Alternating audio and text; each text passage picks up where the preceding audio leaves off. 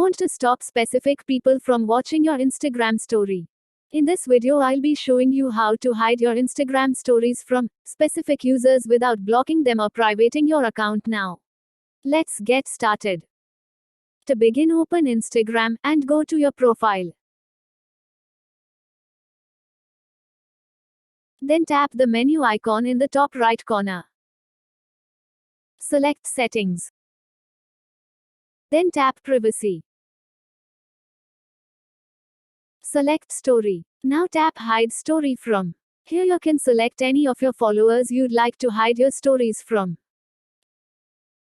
This does not remove them from your followers list, stop them from seeing your regular feed posts, block them entirely, or notify them in any way. They simply will not be able to see your stories. When you're finished selecting people, tap Done in the top right corner to save. If you want to stop someone from seeing your story who does not follow you, go to their profile page. Tap the three dots in the top right corner. Then select Hide Your Story. That's all it takes to hide your story from specific users on Instagram.